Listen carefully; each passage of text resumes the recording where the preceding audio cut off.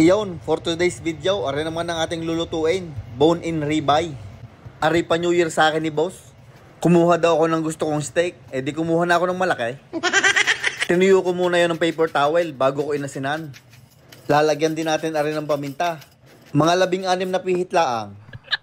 Sabay atin ari babalik ta rin at lalagyan ulit natin ng asin. Magsindami laang tulad dun sa kabila. Gayon din aring paminta.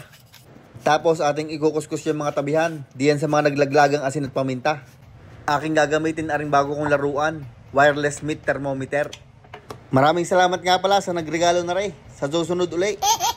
Atin lang aring i-connect din sa luma kong cellphone. Bago sa atin na rin itutusok din sa ating ribeye. At dapat yan ay nasa gitna para mabasa ng ayos. Isiset ko lang arin ng 140 degrees Fahrenheit. Para medium rare to medium laang ang ating steak.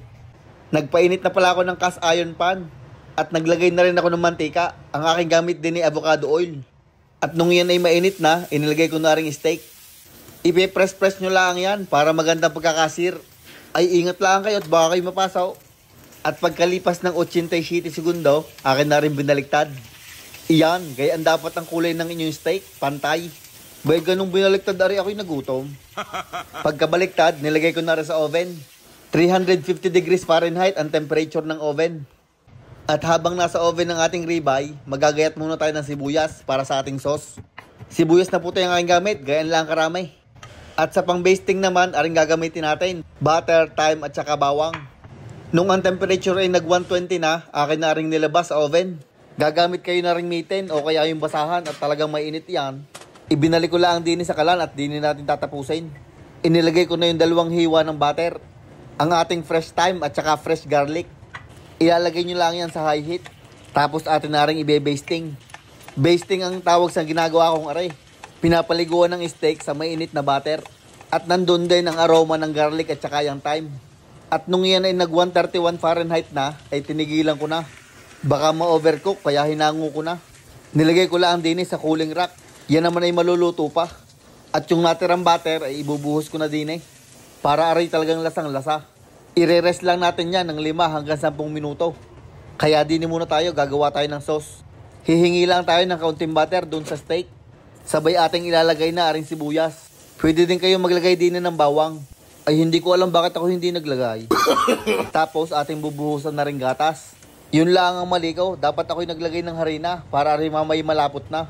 Yain na, gagawa na lang ng paraan. Maglalagay tayo din ng 682 na paminta. Damihan nyo ng paminta para masarap. Sabay ibinuhos ko na rin din ang mushroom, fresh from the can. Hinalo-halo ko lang are. Tapos ang ating gagamitin pampalapot ay aring slurry. Nagdagdag lang ako ng tubig at parang napalapot ata. Hahaluin nyo lang yan hanggang bumulak. At syempre inyo din titikman kung masarap. Kung masarap na, itigil nyo na. Sakto, tapos na rin ang ating sauce. Pwede na natin na rin gayatin. Tatanggalin ko muna aring buto at mahirap aring putulin. Ay mamimingkaw ang inyong gulok din Hihiwain ko lang aring ribeye steak ng garni kanini paste. Yung iba din ay lulutuin ko pa para kay Macy's. Pagkagayat, nilagyan ko lang aring ng rock salt. Gawa ng trip ko lang. Kukuha tayo ng isang piraso. Kaganda, mamink-mink Ay amazing na, ipantastiko pa. I-try naman natin ng may sauce. Iyaw, nadali mo. Talagang napakasarap ng ribeye steak, lalo na kung tama ang luto. Bonus na lang ang may garning sauce. Kahit walang garni at steak lang ay panalo na. Wala tayong mashed potato, kaya are, kanin na lang. Ay basta Pinoy, rice is life. Gayaan lang ang karamit, mamaya na lang ang bubulos. Kakamayin ko na are. Isa-isa nating ilalagay diyan, aring ginayat nating steak. 4 lang at yun lang ang kasya. Sabay ating papatungan na rin ginawa nating mushroom sauce. Nakakamiss, para lang ulit ako nasa restaurant. Makabalik na kaya. At para sa garnish, mayroon ako din yung tanim na green onions. Simple laang, nating fancy. At yan, tapos na ang ating plating. Pwede na rin dalhin sa table 664. At yan ho ang ating ribeye steak with mushroom sauce na may kasama pang kanin. Ari naman ang kay Mrs. Akin lang ipiprito. Kailangan kay Mrs. ay well done at hindi pwede sa buntis ang hilaw. Habang niluluto iyon, susubo muna tayo din Aray, unang kagat para sa inyo. Iyon, si Boy Amos, dumali na naman.